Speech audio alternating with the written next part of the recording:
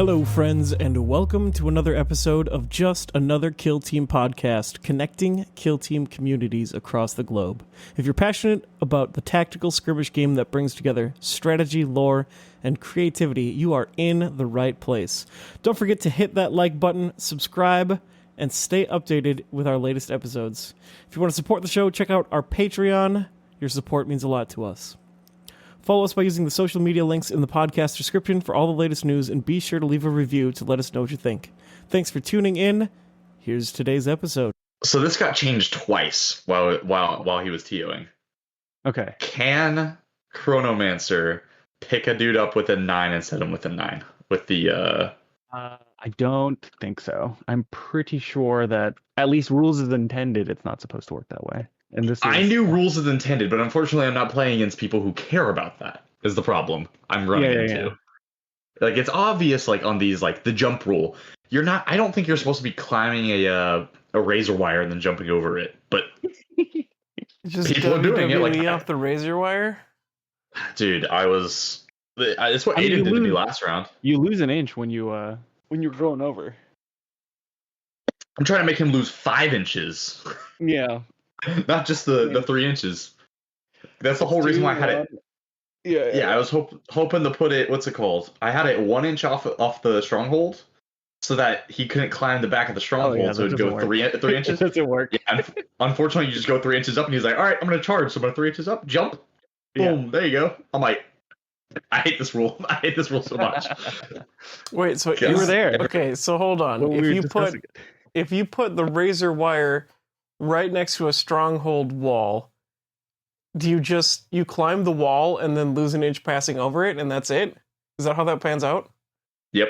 And even if it's an inch away from the wall, which is what I did, he can just go 3 inches up and then perform a jump, and it's the same, technically not the same height, but they count it as the same height because you're climbing 2 inches up, that you can jump over the stronghold wall. That'd be a pretty impressive jump. I would need the stronghold. This is like on the 2-story? Yes.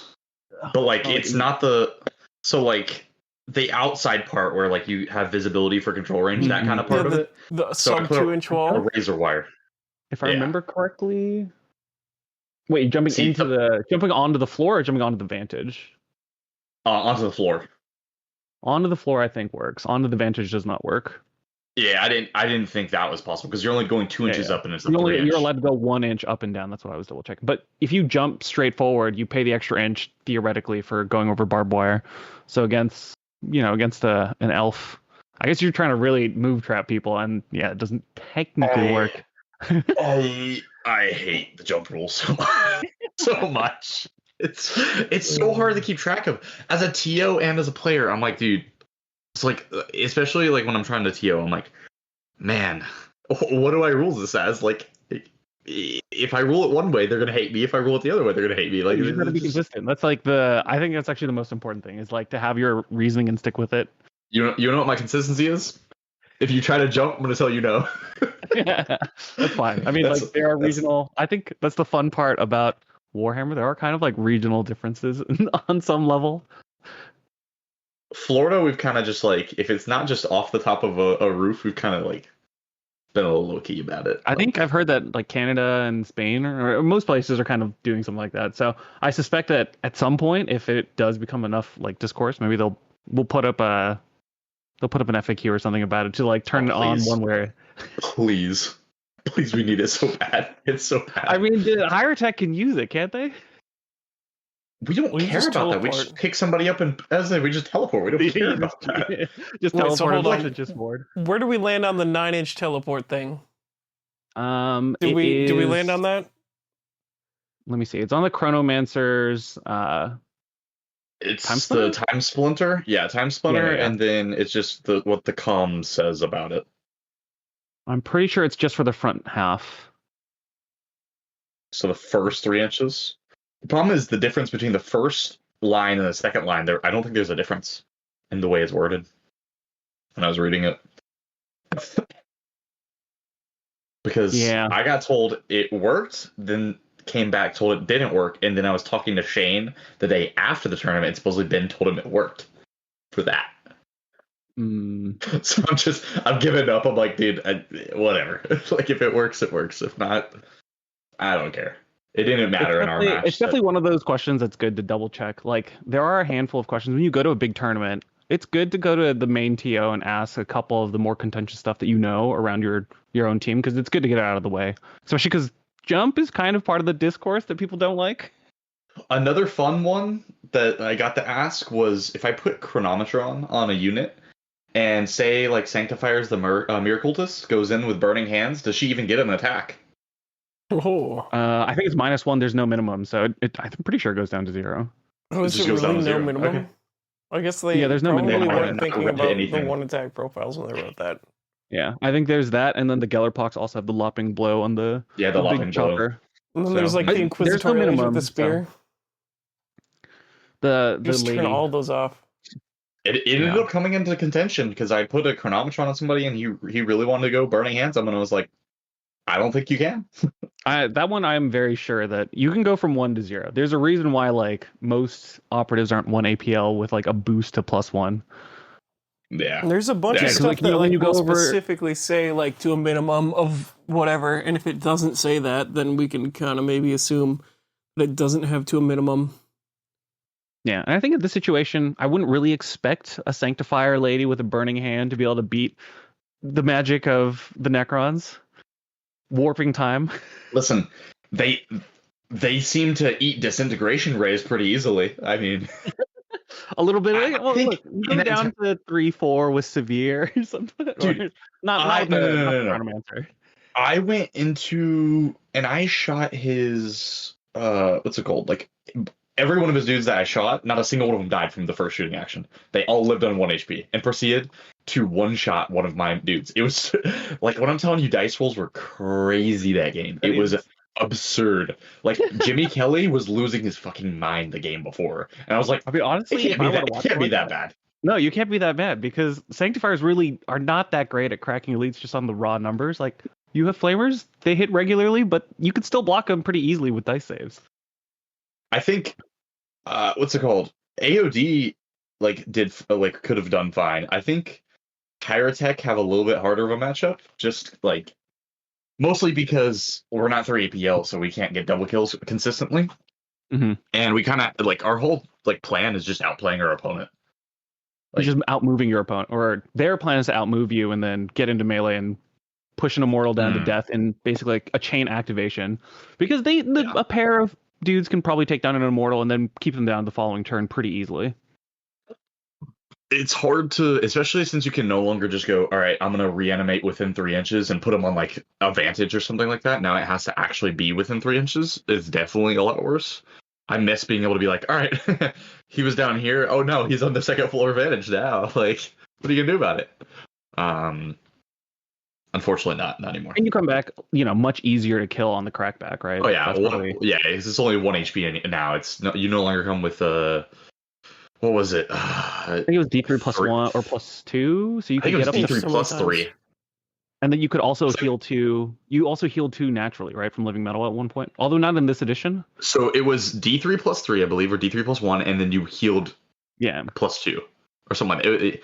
That was last edition. This edition, I believe it was you come back with D3 +1 or something like that. Yeah, it was not as bad as it was in the old edition, but now you come back at 1 wound, and all the Hierotek Circle players have slowly adapted by being really aggressive with slingshots. It sounds like. Mm-hmm.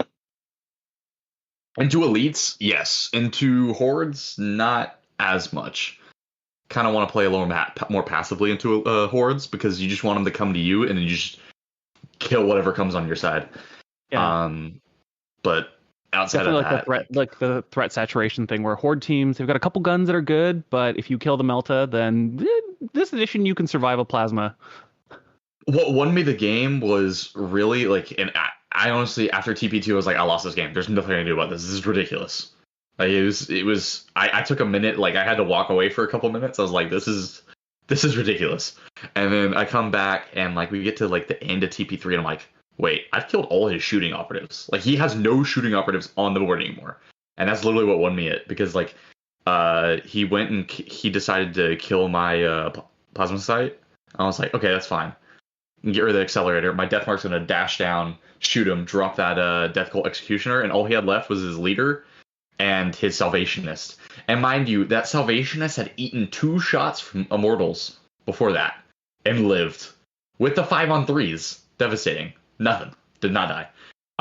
And then leader also ate a shot, no damage, not a single wound. I was like, all right, it's gonna be one of those games. But you were able to tough it out and then score just by keeping a couple operatives while the 2 It really was just denying him his teleport. stack up. It was just denying him his stack up. He took storm objectives, and I was like, I'm gonna sit my happy ass in this stronghold. You're not crossing that line to storm my objective. That is it. Just held it. That's what kept me in the game. So okay, all right. So I wanna pull it back a little bit. Hierotek Circle, they got nerfed a couple times. Everyone kind of looked like they were giving up because we lost the ability for you to turn off crits. What dragged you back onto Hierotek Circle? Like what about the game made you think maybe Hierotek Circle has got more than enough juice left for me to go win a big tournament? So like I wasn't even looking at them like at all. Like I kind of looked at them. I wanted to play them for fun, but I was like I'm gonna bring probably Goremongers or something fun to Dallas. I've got my golden ticket. I don't really care too much. And then Battle Brothers Ben was like, "Yo, you should try like Hierotek's cracked. Play them." And I was like, "All right, I guess I'll play them." I played like 1 game, maybe 2, and then I went out to Dallas and played. And I was like, "Yeah, these guys are ridiculous. Like, this is stupid." I was like, because I didn't even when they were in their high, I wasn't really playing Chronomancer. I thought Chronomancer was the boring of the 3 picks. Psycho was my favorite. I loved the way Psycho looked as a model and then also playstyle. But I was just told like, hey, you should bring them. Go for it. And I was like, sense that Psychomancers and Chronomancers, like part of the reason why the Psychomancers were so big at the beginning of the edition is we didn't get to play with any of the other toys. Exactly. Listen, last edition when I brought him to Dallas, because I brought him to Dallas last year, and I got 3rd with him there, but it also was just Chrono. Like, it was only Chrono, but it played completely different. Like, Chrono was super aggressive, super throw your dude up in the back line, go for it. Versus this edition, it's more a tactical, like, what can I get off without you doing anything to me kind of thing. And it's really getting a lot of lift out of basically like the teleportation ability. The teleportation, and then, dude, Chronometron can shut down entire teams. Like Phobos, because I played Phobos twice. It was the same player, Eric. I played him twice. Dude, throwing my leader up there with Chronometron, he'd throw like it's just 3 dice, and I'm auto saving 1 every time. I'm taking Undying Androids, auto saving, and just boom. All right, you rolled 3 hits. Okay, 3 saves or 2 saves. Oh, I take 3 damage. Okay, I'll heal that next round. But the problem is if you're only doing 3 damage every shooting attack, it's gonna take you 5 shooting attacks to drop that leader. If you're using 5 shooting attacks and having to put your guys out there, because he wanted to really plant beacons into me, and that's what he played both games into me, and I was like, that's fine. I'm gonna you have to come to my halfway line, and then I'm gonna shoot you off the halfway line. I'm surprised to hear most that. Most of the time, I get. It's good. What are you been taking? Okay, Jason? so I have played Phobos into Hierotek a couple of times, and it's like the leader goes out with the Chronometon, and I kill him in 2 activations, and that has happened to me multiple times. Because it's just you run out there, if you've got like, you get like 2 crits and a hit. Not that crazy. It's going to happen at least once across the 4 shots that kill him, and you like fail a save, and then all of a sudden you're taking like 6. It happens again. You've taken like 12. It could be like 3 or 4 activations just between like the marksman and someone with the special issue ammo. It's like if you dangle that, double shoot, right, Jason? Like for example, in this specific matchup, Phobos, if you can spend 2 activations, which would be, a Space Marine double shooting twice, with all the rerolls, ideally, it still gives Hierotek Circle a defensive reroll, and you're still rolling on 3s, which you can miss. It's not super common, but Pierce 1 on one of the special issue ammunitions, and you can knock over an extra D3. Balanced also. Maybe 2 operatives could do it, but it would definitely be more than 1. Like, you just stand a naked Cryptek out there, he's probably going to die with a single Marksman Marine. Anybody shoot my leader on Hierotek and kill them in one shooting attack ever. Yeah. Especially not with it Chronometron. wouldn't be one Yeah, shooting especially not attack. with Chronometron. Normally it's got to be like Pierce 2 weapon area, but most of the Pierce 2 weapon area still hits on 3s, and it's not the most reliable when you're The only one I ran into, like I ran into one piercing 2 option Star that Strider? actually. Hey, Star Striders, they roll 4 hits, you just auto die. Yeah. It doesn't matter. Anyway, I only ran into it once, and it was hitting on 4s with Sanctifiers. Yeah, That was the only time I ran into it. Hitting on 4s is not great. I do love the concept of just spearheading out there with your leader, tanking a bunch of stuff, and just doing work. So, like, generally, do you do that a lot, or just like situationally against certain matchups? I think it's definitely situational. Usually I like to play a little more passively with my leader. I'm not a huge fan of throwing him up there.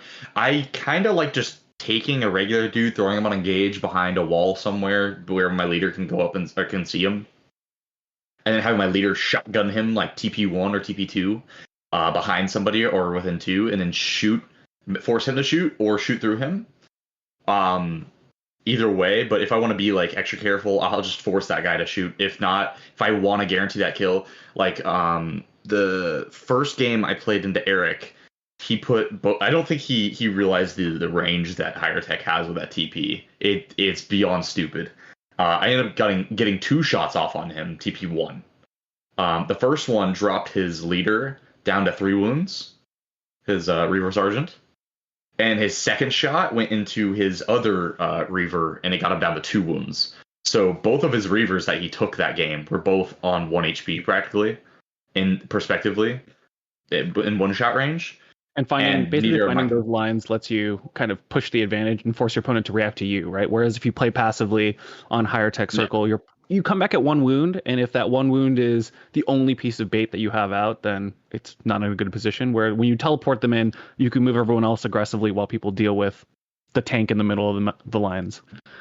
Yeah, a lot of times, like if I can and I can set it up, I really like getting like if it's really possible to be able to scouting dash, have my leader or a Prentech in a nice little comfy spot, and then teleporting a guy, giving him Chronometron, and then either shooting through him or forcing him to shoot is really nice, because then I have a guy up there. Sure, he's in an aggressive area, but with Chronometron, it hurts so bad against most things that want to deal with it.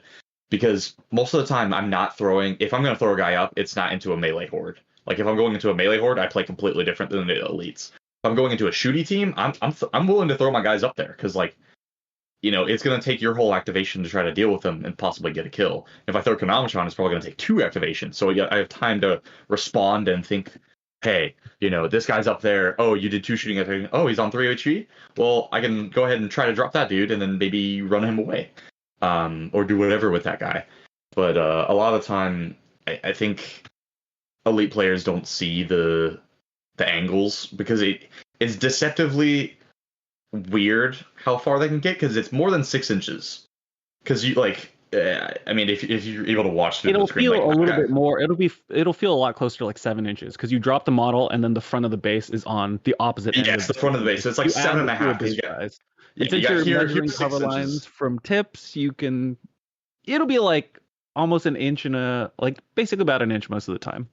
Yeah. Plus you just gotta get within 2 inches to get the shot, or like just get the angle. You can really just like yeet out there. It's the same exact concept that has made Phobos so successful for me. So I get that. It does seem really cool and really interesting. So we've kind of. So how do you play against like goremongers or like something that's super melee heavy? Dude, funny enough, I just helped Ben. I'm trying to teach Ben how to play Hierotek, because he's played Hierotek in the past, but he hasn't played the new Hierotek that much. And I was playing Goremongers, he was playing Hierotek, and we were doing like a talk through match. The thing on ITD, I think it's a lot easier for Hierotek. I think Hierotek have a very good chance of winning that game on ITD. Just because you get to break your opponent's cover pretty proactively with the teleport, right? It's a 2D plane. You just yeet yourself all the way up, and pretty much all the staging positions that would hit a middle objective are fully covered by just playing a little passively. That and the guard action is so strong, because like what we did was he had all 3 immortals were with what's it called, the 5-on-3s, yeah, Tesla. the two, is it Tesla or Tesla Carbines Gauss? versus Gauss Disintegrate or Yeah, Gauss Tesla's the blasters. blasty one. It's splash with the blast play. Yeah, and the problem is he kept that CP. I made sure he kept that CP for that blast plate every round, because without fail, go on guard. Because if you're on guard, it counts as a shoot action. So while you're performing a shoot action, you can turn it into blast. So say he throws it up on a door. If I open the door, he's within 2 inches of me. He's gonna blast whoever's on that door. So then I'm kind of screwed going into rooms, because I have to spend my whole tank just to eat or heal myself back from that, and then to try to deal with that guy. And if you have another guy on guard, like the activation after that, I'm probably screwed there. It's really hard to play that matchup. I'd say it's definitely favorable for Goremongers. On open board, it's a little easier to deal with, because you can kind of throw your threats up early, try to get some early shots off on the Goremongers, and then kind of run away.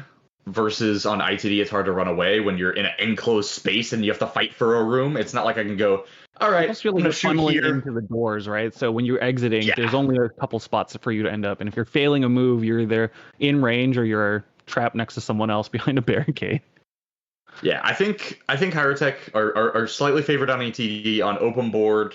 What's it called? It's a little bit harder of a matchup, because they can Goremongers can hide a little better. They've got they've also got more like vertical space to hide and lurk, because they have the guy who can run across floors more into buildings a lot easier. Stalker can just run around. The edges. Mm-hmm.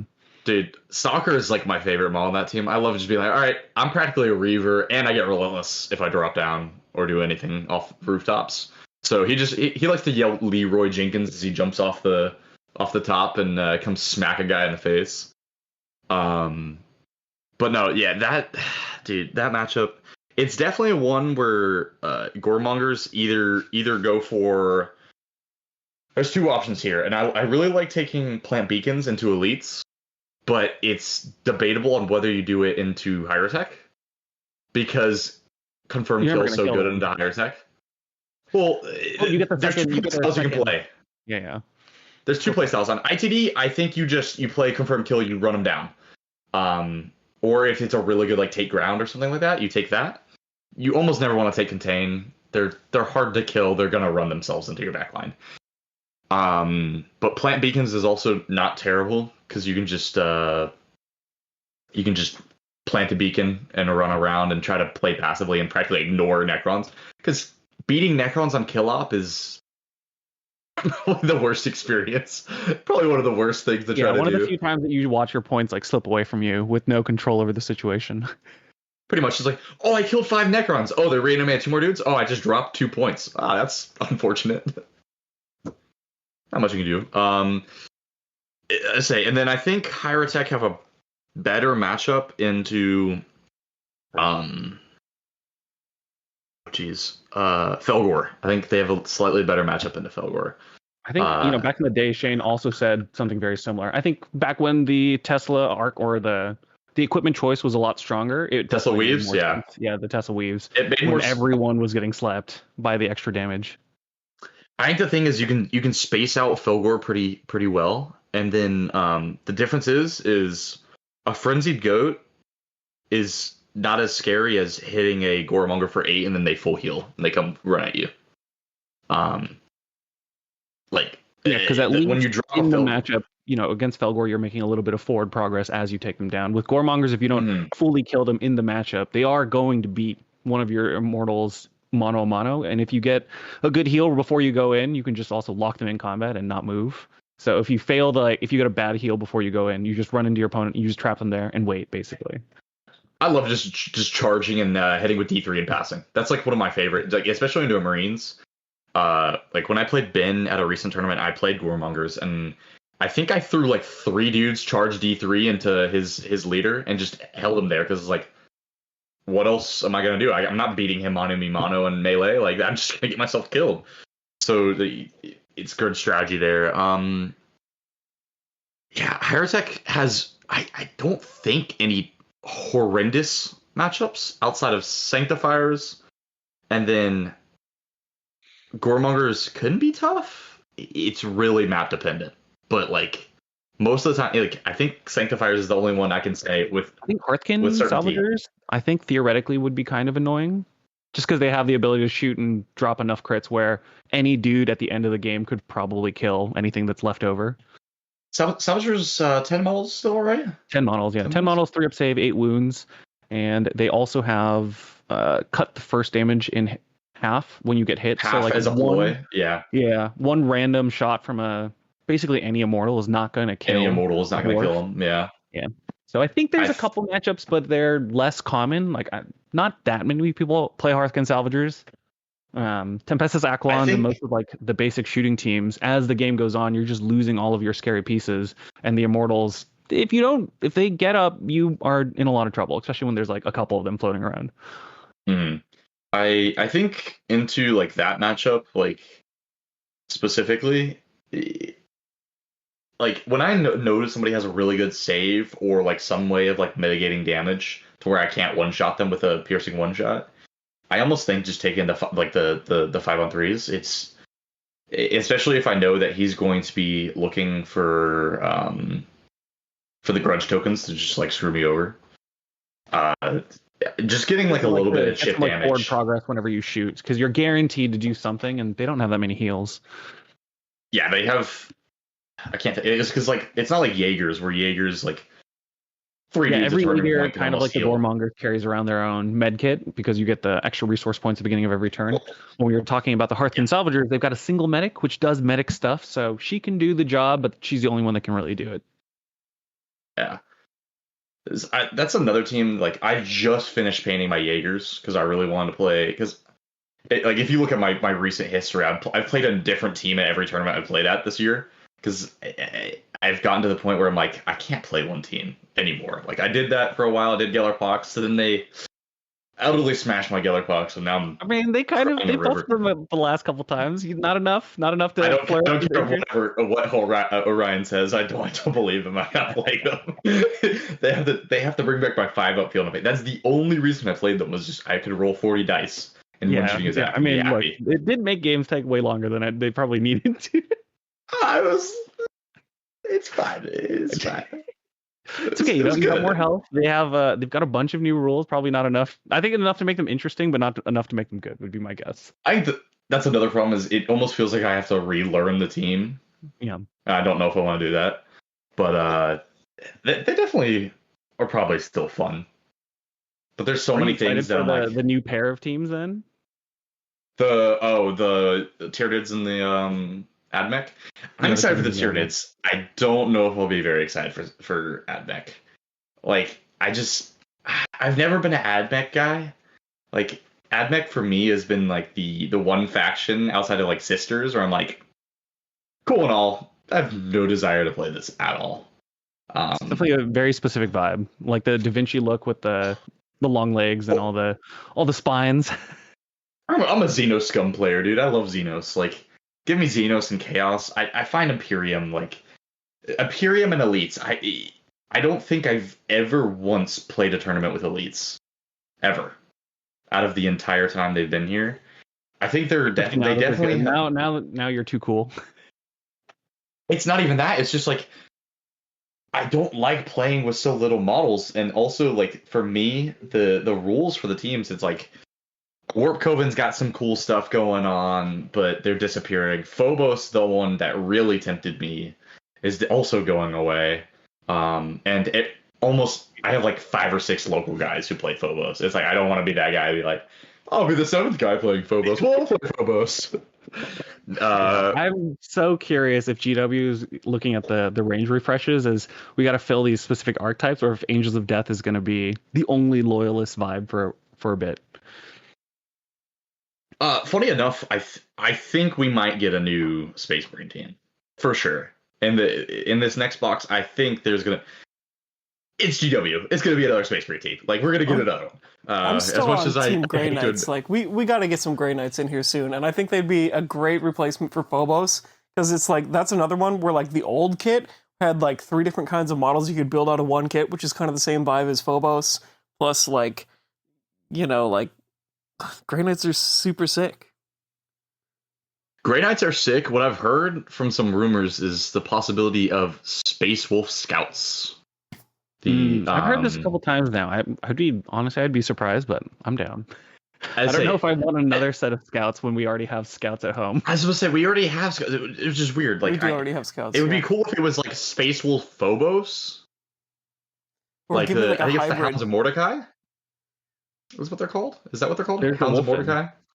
Oh yeah, the Hounds of Something like Mordecai that. as like the Reaver, like straight up the Reaver replacements. I think those would be cool.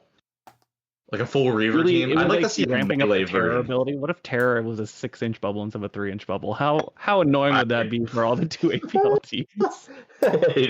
I hated old It's Terror like this edition so has much. already punched the hordes down enough, and then the Hounds of Mordecai show up around the corner. The nail in the coffin.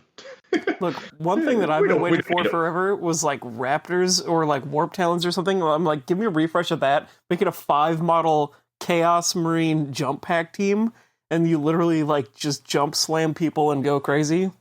That'd be super sick. Warp Talons. Oh, this is the Chaos Legionary looking. It'd be like the old jump pack Legionary, just at true scale or at the current scaling, because they're a little firstborny as far as proportions go. I've seen them in person. They're way smaller. The design, move the design language up to the correct size, and it'll still be a banging model. Because now I'm in the middle of making a Salamanders 30k AOD, and I'm having to put them all. Are you excited for the new box then? Oh, dude! Oh man! For anyone who doesn't know, for anyone who's only in Kill Team Land, part of the discussion right now is that there's the age of Heresy, which is the Horse Heresy, basically. Horse Heresy, yeah. And they just released Saturnine Terminators, and for anyone who doesn't really know what those are, they're basically big meatballs. They look like the Hulk Iron Man suit. Yeah, it's exactly what they look like. And then they get bigger. The funniest thing is seeing the Saturnine Dreadnought next to the normal Saturnines. Oh, dude, it's like you got like this like, oh, this guy's a pretty big guy, and then you look at like I scrolled down, I was like, holy cow, this dude's huge. Yeah, the new Dreadnought is like larger than a Redemptor. So for anyone who knows what that is, the new Saturnine Dreadnoughts for Horus Heresy are bigger than that model. They're absolutely ridiculous. Your display board is going to be the Saturnine Dreadnought holding up his sons on a small plate. It's just like, here you go. Wait, hold on. I think I completely missed this. This is the Horus Heresy announcement. When was this announced? This was announced at Dallas, I think, right? At Dallas, yeah. Yeah. Hey everybody, here doing our own little personal ad read for our respective tournaments. The New York Open, October 18-19, one of the last golden tickets before the actual World Championships of Warhammer. And Jason's got the Renegade Open. Renegade Open happening right after that, which is going to be maybe the first golden ticket event for the 2026 season in just outside of Minneapolis, pretty close to the airport, November 22 and 23 with a golden ticket. Yeah, tickets are up on sale now at ny-open.com, and Renegade Open, you'll get tickets up when you get them up. And links will be in the show notes when it comes up. Hope to see you there. How was the vibe at Dallas when the announcement was going down? Because I've seen a couple of these now between LVO, Worlds, and a couple other places. I don't think I realized it was being announced. I think I was in the middle of playing a game when it happened. Or something. I mean, it was a long weekend, but I don't even remember it being announced. I didn't hear about it until like 2 days after the event, and I went on Warhammer Community and was like, Salamanders and 30k? Let's go! I was super excited, but no, I don't think I saw it at all during the entire time I was there. Yeah, it wasn't like on the board. Yeah, at Adepticon, I'd found out about it because it's always in another room, like downstairs, away from the tournament. So I totally missed it. But I was on my phone, like, oh man, these new Typhon models look pretty sick. Yeah, I mean, that's the one thing with Dallas is unlike, because I really want to go to Nova this year because Nova I've heard is like the event to go to if you want to have fun. Nova's like great. Really cool. I detest the lighting because it's like we've been in the ballroom and it's blue. And your eyes get adjusted to like everything is blue, and it does at the end of the weekend. It messes you up a little bit, yeah. It's just annoying. I'm like, I want to see normal color while playing the game. Nah, you don't need that. The games are great. The venue's great. Like the hallway's great because you have board games. You've got drink. Basically, it's just easy to hang out. And there's a lot of different vendors. It's not just a GW thing. But in the hallway that we've been, or like in the hall that we've been playing, 40K and I think Kill Team, the lights are blue and it is really annoying. Yeah, the thing with Dallas is it's literally just one big room, like one big like arena, right? Originally. Yeah, it's well, no, it's still in the esports arena in Arlington. Like you get down, you turn, and you see the big Terminator that GW brings, and then you go in. They've got a little like section for where they sell like their little store, the shop, and then you turn left again, and boom, big room. They've got the big screens where they show everything, and they've got like the streamed games. Usually they do one for AOS, one for 40K. And then you just have rows of everything. And that's the thing that I'm not a huge fan of. It's like, it's just one big room. There's not much anything else. Like, there's not anything crazy going on. And if they do have something cool going on, it's usually during the rounds. Like in the background. So they'll be like, oh, we have like this painting competition. But it's during round 3. And I'm like, that's great and all. I cannot join as much as I want to. So they're not like using the screens to show off the models at Dallas Open. They had somebody, I believe, on the stream. Well, like they had the game playing, and then next to it, at least I couldn't tell. I didn't watch the stream. I just like saw the screens. But on the screen, it showed the game, and then to the right of it, the dude painting like the salamanders. Like he was in the middle of painting salamander. So I don't know if that was like a whole separate thing or whatnot. But yeah. I think they did something similar cool. at Nova when they were showing off Kill Team, the new Hive Storm, where they were painting the Vespid and the Tempestus Aquilons like next to the store during the event, so you could see them painting it. But I don't know if it was like I kind of expect it would be similar. Just like a small like little thing that when you go to one of these big GW events and they have these big reveals, they try to have something to interact with on some way. So what they had, I think, for this one was they had this huge display diorama of like 230K armies. I think it was the Salamanders and the Iron Warriors fighting it out. And they had all the models down there. But like it wasn't like we're with what you were talking about, how they had a guy that you could see doing it. It was just already painted. So they had a couple of like display boards and stuff. I didn't think I see anything like crazy though. Too bad. But nothing overall the event was good. Are you thinking that where is your heart at as far as the scene growth? You know, you've been to Worlds, you've gone to Dallas, you've been doing locally, running tournaments. It sounds like, dude. I haven't really been running tournaments. I've been just like kind of helping out here and there. I need to actually officially run tournaments, that way I can get an approved TO pass. Because the problem is I've played all these events, I've gone to all these events, but I'm like, I haven't really hosted it. So if I throw my name in the approved TO, they'll probably be like, no, you don't host events, dude. What are you doing? Because I want to be able to have that approved license, that way I can get that extra points for the local guys. But no, our Discord is constantly growing. We're like at like 400 members or something like that. We have a section for every part of Florida. Like we're hosting events monthly, if not bi-monthly, and they're always fully booked. Like we're constantly getting 30 plus. I love the way that Kill Team's growing. Like everywhere I go. Dallas this year, unfortunately, was a little smaller, but I think that wasn't mostly the location or anything.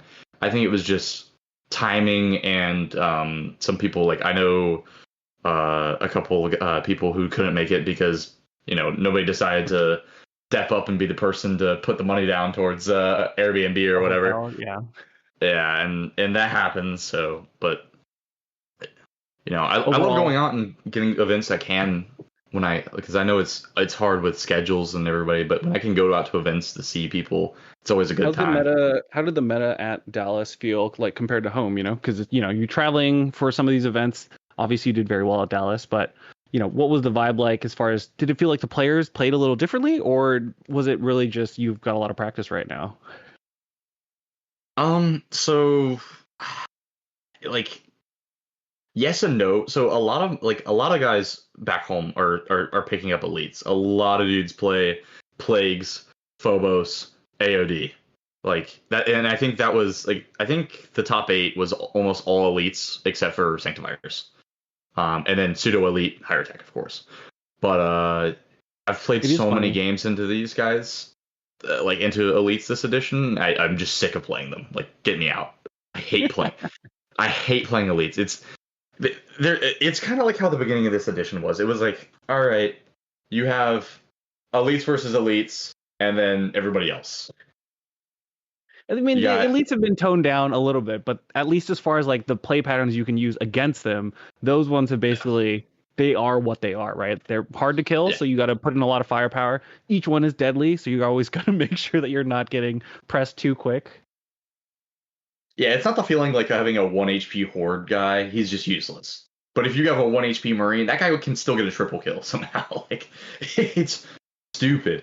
He can still chip away. He can still move over. He can still get objectives. So he's still almost always a threat. And just that third APL just means that your opponent can never really give it up. So, and that's probably why they're so popular this edition. I think for as much as it might make the meta a little stale, I think at the upper end, just because you have to play against them. On the flip side, as a competitive player, you have to play against them. When you go to these big tournaments, you better have a plan for how to deal with the wall of Space Marines hitting you.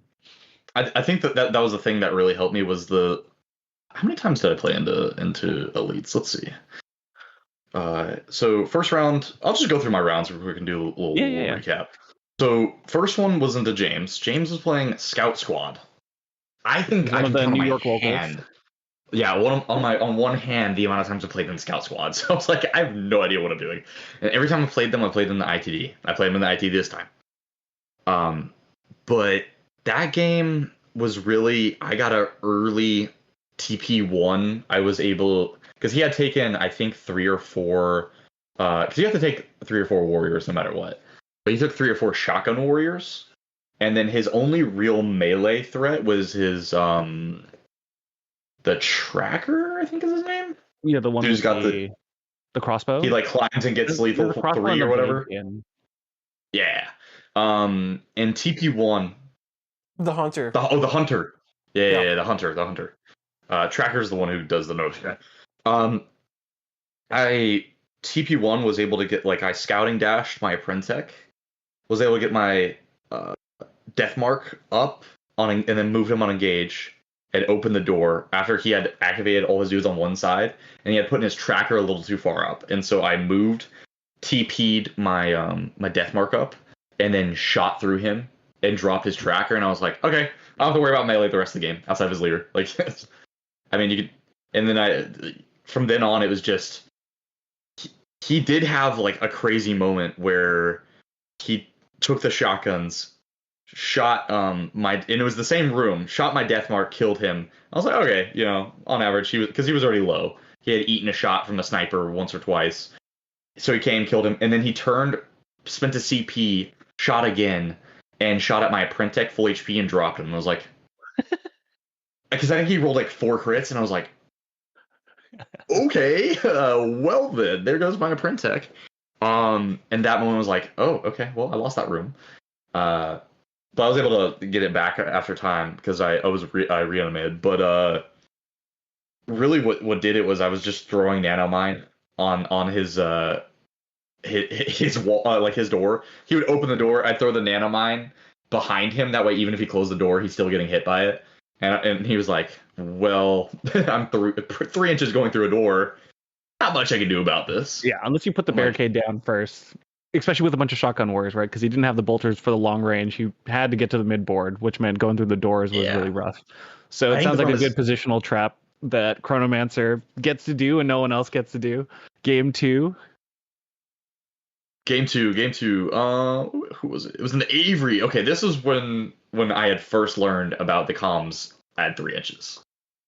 Because I had no clue about this. I was like, why would I even attempt this? Like, I have to sit in place to do this? This can't be good.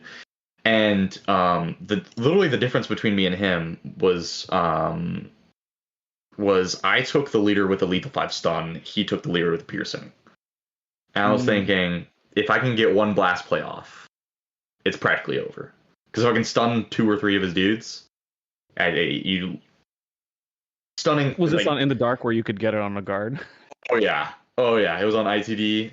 There was a moment where, for anyone who's never seen or heard of this, when you get stunned during your own activation, it lasts through your current activation and then the one following. So you're trapped for 2 turns. So All your opponent has to do is mess up one time in the Chronomancer mirror match with the stun.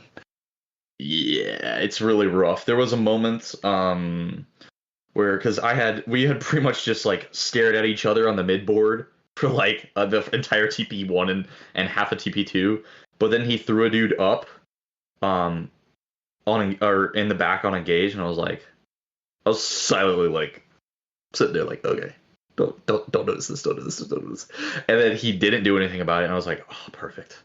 Because I had thrown a guy into the middle of the board with Chronometron just to like throw him out there, so I'd make his guy go on engage to try to shoot him. He shot, didn't do like got 2 hits. I rolled 2 saves, whatever.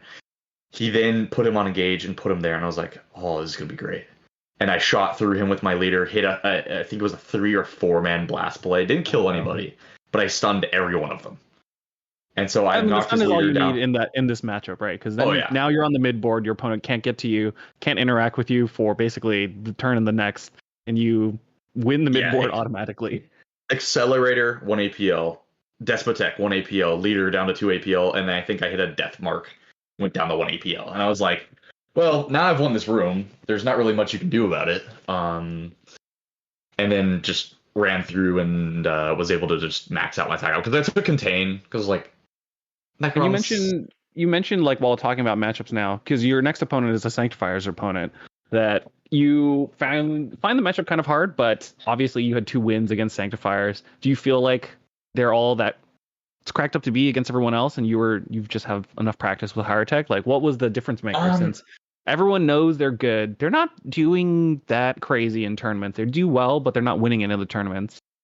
I think the thing is, like, I personally, my local scene, I have like 3 or 4 dudes who played nothing but Sanctifiers for like 2 months straight. And so I played nothing but Sanctifiers for 2 months straight. I hated my life. So I was like, I gotta grow to be able to beat these guys. So I played my first matchup into them. I played the box matchup, Blood and Zeal. Didn't read any of the rules, didn't care. I was like, I'm not even gonna read these guys' rules. I don't care. I'm gonna go into this match. Got pounded. Bad. And then from then on, I have not lost a single game to Sanctifiers. I was like, I'm gonna know these guys like the back of my hand. So between the nerf to them definitely did take some of the wind out of the most obnoxious games. Oh, for sure. And then another thing I've noticed is I don't think many of like the top tier players are wanting to play Sanctifiers. Like I don't see very many like, and especially in my local meta, like the top tier players are not the ones playing Sanctifiers. I don't think. Or even like when I go out, like I'm not seeing Jimmy Kelly play Sanctifiers. I'm not seeing Shane play Sanctifiers. All these guys that I usually see are just kind of, it's like the plague. They're just staying away. They're just uncool. Everyone knows they're good, so everyone's got something to prove by beating them down. I don't even have them primed. I have them built, and the only reason why I have them built is because I let other people play with them. I will never play a game with them. But they just. Right once I saw that double tune on that one dude, I'm like, I'm never playing these guys. It's just the models. Like for me, they just look horrendous to me. And I might be the only one saying this, might not be, but like I just think they look ugly. Yeah, they grew on me. Like, but I also got to paint them, and painting them is pretty fun. There's a lot of skin, there's a lot of metal, there's a lot of robes, so there's a lot of material for painting challenges basically. Yeah, no, they definitely have a lot. Like one of our local guys did a really cool paint job on them and won best painted at our local. But it was really incredible what he did. Anyway, back to like so round 3 was into a Sanctifiers player. Mind you, he had gotten a bye round 1, and what looked like a squeaked out round 2, and then got paired to me round 3. He told me he had only been playing since January of this year. Oh man. And I was like, okay, so obviously he might have a few gaps in between on like how to play this team.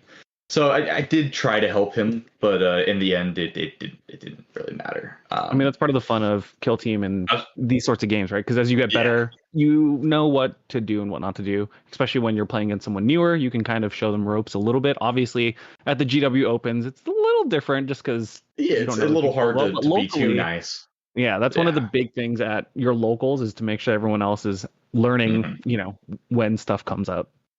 For sure. Like, at one point he was trying to put his Melta Gunner, because he didn't take 2 missionaries. And I was like, are you? Because he had 2 missionary. Yeah, well, he took a missionary. Gunners. He only had one gunner. He only had one gunner, and he man. used his other missionary as a drill abbot. And I was like, "Are you sure about that? Like, I'm pretty sure you want." All right, so that was your first Sanctifiers, and then the That was my final. first We can skip ahead a little bit just because I think maybe the answers for struggling players who have to fight against Sanctifiers is in the last round, 7th round. So round 7, I played into Aiden. I had already been warned about how like he had played very well throughout this tournament, done very well into everybody. Yeah, and he had a single draw that, in round 3 to Jimmy Kelly on Angels of Death. Jimmy Kelly. Which yeah, is, and then he had ostensibly a pretty hard matchup for Sanctifiers. Yeah, and he had beaten him the second time they played, because they had played twice. And we got on a 3-inch deployment, so it was a little bit longer of a board. It's the one where both the strongholds are facing each other, and you go out of one door, and then you can practically pop into the other stronghold off the 2-inch like climb. And then you had like a ruin on the halfway on the other side. But like for me, it was I got an early time where I put my death mark up on advantage, and then I put him on guard, like start a TP2, because he had played super far back. That way I wouldn't like shoot him off. You're not gonna be able to get a cheeky board. teleport if he stays all the way back, because Sanctifiers are waiting until the end of your activation so that they can swing people up, which is what they have to do at like the end of the middle half of 2 nowadays compared to the beginning of 1. Being a TP1, yeah, it wasn't TP1. Oh, first activation, all my dudes are gonna go up into your face, and there's nothing you can do about it. So you see that he's playing a little bit further back, which means that you can play a little bit more forward, at least for your gunner. He was playing a lot more cagey. Because there's not a lot of long range threats on Sanctifiers, right? Was he taking a melt-a-gun just to make sure he could kill? Yeah, he took a melt-a-gun. I don't think he had any full range, and that's why I was able to like throw that guy up there and be like, all right, this is fine. Yeah, there's basically only one full range gun on Sanctifiers, and it's the plasma rifle on one of the missionaries. It was also we were playing Sabotage, so like him playing cagey is better because he can just hold his line on that. It's that one stronghold. It's really hard to get into unless you try to go through that one door. But the problem is he has 4 dudes hit between me and that door, and I'm like, I'm not fighting for that room. I'm not gonna be able to sabotage that whole game. So I'm gonna play for my home objective and then that middle objective. And what ended up happening was his guys would come out. I'd shoot them, get them down to 1 HP, and then they'd come and shoot me and then drop me. And it happened like once or twice. I got a cheeky teleport play in where I was able to teleport into the Miracultis's engagement range, shoot through, because if you're in engagement range, you can't shoot at the person in engagement range, but you can still magnification onto it, shoot through them, and shoot at somebody who's not in the engagement range. And I shot down, got the salvation, or shot at the leader. Salvationist took the shot and then lived on 2 HP, unfortunately, even though I rolled like 4 or 5 hits. It was, ugh. I think he rolled every save. I was like, this is going to be annoying. Killed the Miracle. Because he's ignoring the piercing 1 with the energy field, right? Well, right once I saw that he was taking the salvation, like I kind of knew he was going to take the Salvationist, so I was like, all right, I'm going to take the 2-inch devastating one, because why not? Ended up forgetting about it for like most of the game because I didn't get a shot off with them until like TP3. So they were mostly just sitting on objectives, and I was like, well, okay. I think my death mark took more shots than all of them. It was just really, he was the one that you put forward to, because he can go on guard at the beginning of every turn, right? Because you open up an extra play where you can react to your opponents, and Sanctifiers really like being proactive, don't love being reacted on. Yeah, and that was the thing, was I was just like playing super cagey with my my Apprentech and leader, so that I forced him to have to come to me. And I took contain because it was like, if we're playing it's called Sabotage, he's going to either want to play super cagey and hold his line, which is what I figured he wanted to do, or he has to run back into my line. And then he took storm objectives, and I think he was hoping for me to play more hard for that middle objective, but I really wasn't fighting for it at all. Like, the problem is he would shoot me right off of it before I even, and then not even be able to get onto the point. by the time I got on. This is kind of like a strategic choice when you pick your tac ops, where you knew that you were going to play all the way defensively, and if he's going to break contain once on turn 2, that's fine because you get a couple free kills, right? 1 point, you can still fight over the next next 2 points over the next 2 turns. But if he's going to spend activations to break contain, you get some free kills out of it because they're going to be a little bit farther forward, maybe outside of the leader's range. It's also one of those boards where if he's past the halfway line, I can almost guarantee a shot off on that guy because they're just in a spot where they're going to be either out in the open or in a cover area where I can go up and shoot him. And I was really hoping he would take contain because it was like, all right, if you take contain, I'm going to play super cagey and then throw a dude down the line. And then you have to go deal with him while also dealing with my contain. So you have to throw a dude forward and a dude backward to try to deal with both. And then by then you're going to exhaust your resources. And that's really what happened was towards the end, it was the middle of the game looked so heavily towards the Sanctifiers. And into the game, reanimation started coming. I played a little more cagey, let my guys heal up. And then because he had double killed 5 dudes by the end of the game. So I only had 3 dudes left. I had my leader, my reanimator, and my death mark. My death mark sat on that vantage the whole game. Did not move from that vantage until TP3, I had dashed him to the edge because it was a ruin. It cost 2 inches to go down. So I had him slightly hanging over. That way I could dash down if I needed. And I threw my accelerator at a way to, like, it was a last-ditch effort, go shoot, see if he does anything. Shot, absolutely whiffed. He won initiative, TP4. He had, like, 2 or 3 dudes left. And he went, killed my bug, and then just sat on the point in 3 APL. And he would have won the game if he kept that guy on the point. I dashed down, dropped him off the point, and then he throws his Salvationist on there to try to tie me up. And then we count it all up. We tie. And I was like, well, we can't tie, so we got to play another round. And by this time, we're already like 15 minutes overdue. Like we were supposed to be done by then. And so we get into that. Oh yeah. We get into that, and he wins initiative. Or actually, I think the first overtime was when I killed the Death Cult. So he had gotten the 2 points on primary, and that's what tied the game. And so he won it, but couldn't, like, because if he charged up and fought my Death Mark, he wouldn't have sat on the point, and there was a possibility of me TPing my my reanimator onto the point and then throwing my leader down and winning it by 2. But instead, so he held down there. I dashed down, shot him. Salvationist had to, with the leader's movement, move over and then activated, healed, dropped onto there. And then that was the end of the first overtime. We tied because we were 2 APL, because unfortunately Death Marks don't count as 3 on points. Sad times. Not immortals. Only immortals. And then second overtime, he wins initiative, but then we were looking at it and we were like, there's nothing he could do. Because it's just 2 melee dudes. He's on 5 wounds on his Salvationist. The most he can do is pray, and I have 2 shooting attacks on him. I have my Death Mark and my leader. There's nothing he could really do. So we just shake hands, and that was it. But that was definitely one of the hardest. I think that's the hardest game I've ever played in the Sanctifiers by far. Because there was some crazy rolls that I was like, all right, here's 4 hits, piercing 1. He's like, okay. I ignore piercing 1, 4 ups. A 4, 2 1s. Oh, ceaseless. Reroll. 4, 4, 6. Just a scratch, no damage. And I was like, all right, it's gonna be one of those games. Yeah, Salvations definitely makes the math a lot worse. Oh, for sure. Into Hierotek, it's probably a must. I do actually think that in that matchup, you might get a little bit more value out of actually just sticking to the 4-5 guns and hoping for like the crit and the hit to go through.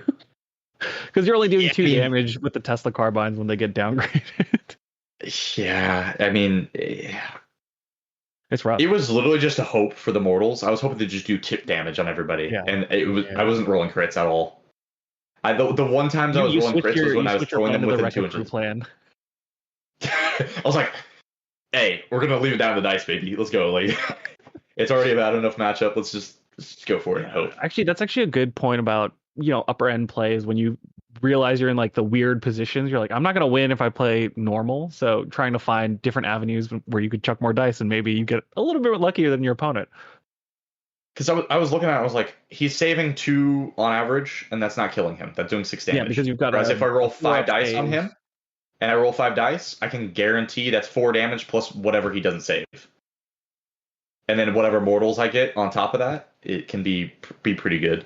And then I just had multiple like times where I was just rolling 2 hits, and he was just, all right, here's 2 saves, and I was like, okay, that's not fun. Alrighty, 4th game. And that is kind of, I mean, you have 2 other games against Phobos, which it sounds like you're pretty confident in at this point, which is interesting because I think Jason's played that matchup a couple times, or definitely more than a couple times, because Adepticon was the Hierotek Circle and Phobos show, which I guess now Dallas also was on some level. It kind of was. It was really like just elites versus Hierotek and Sanctifiers was the matchup. Is there was like discontent amongst the players? Because at Adepticon there were a couple people kind of not the happiest that they had to play against Phobos and Hierotek so much. I think there was definitely discontent playing into Sanctifiers. I definitely heard that, and I think there was quite a few people who did not want to play in the Hierotek. I didn't really hear anything about Phobos, but there was definitely elites as general.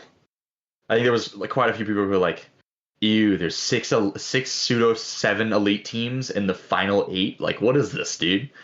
What is this? Get this out of here. Look, GW managed to make sure that everyone got to play a couple Space Marines at their big US Open. Although, it is, we'll laugh about it a little bit, but the GW US Opens, I'm not surprised if there probably are more Space Marines as a proportion of players at these events, because it's a lot of people's first tournament still. There was quite a few people who I talked to first or couple, because my third or 4th tournament ever was Dallas. Yeah, last year. It's just one of those things where like you're gonna go out to these because GW is running it, so you're expecting a level of quality, and when you get there, that's generally what happens. But I would expect a lot of people have Space Marines as their first and only love.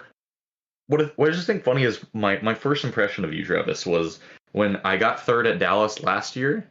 And I got sent the questionnaire for Goonhammer, and you one of the questions said, like, how does it feel to be to play against your local community with Chris Baki and everybody? Because I had what was because you had a Bay Area tag at the time. Yeah, and so I was like, how do I answer this? Because I do not live anywhere near SoCal, like at all. I was like, this Travis guy must not know me at all. But to be fair, I was brand new in the kill team at the time. So no fault to you. I just thought it was funny. It was pretty amusing at the time. It sounds like Florida's done pretty well in the meantime. Yeah, we've got 2 dudes with golden tickets so far. Yeah, you guys have a couple tickets already. Do you want to talk about your local store, your local scene before we head out for the night? Oh, for sure. So I've got coming up, we have KTFO, Kill Team in the show notes, obviously. Yeah, I'll get the BCB links for y'all. It is July 13th, somewhere in that range. And then it's a golden ticket event. It's a 2-ticket golden ticket event. So one for best overall, I believe, and then one for, of course, best general. And then we have another one, which is going to probably be the bigger one. It's Crucible. And it'll be in Orlando. KTFO's in Ocala, so it's a little more obscure, but it's at Warfire Minis. Shout out to Ben from Val Brothers. He runs all the events down there. Great guy. But we'll be having another one in Orlando for and it'll be another golden ticket event. So that'll be 3 golden tickets available between those 2 events. Should come out and play. So for anyone in the Florida area, we got more golden tickets floating around out there. More golden tickets, Yeah. You can, or you can be like me, run out to everybody else's golden ticket events and steal them. It's fine. Yeah. How many players are you? How many tickets do you have for these golden ticket events? Or how many players? So golden ticket event, the first one we did. That is a good question. I think it was in the 40 range. 40-ish? I think it was like 40-ish. Let me see. I can go back a couple months and I can actually pull it up. Let's see. Magnolia. Because that was in April or something. Yeah, So you're kind of thinking it's going to be about the same size. It was in March. Yeah, probably about the same size. Usually we keep around 40 players for almost all the Ocala events have been around 40 players. Because this Magnolia and then last Magnolia, and both years we had Jimmy Kelly and his and Jeshua come out to play. This year we did have Jimmy's other son come out, Ezekiel. Came out, actually played him round 1 of that event. And then we had one of our locals, Matt Wildung, came out and took it with Void Dancers. Went and bullied me in the last round. Long may they reign. Oh Long yeah, may they reign. Matt was originally local to my scene.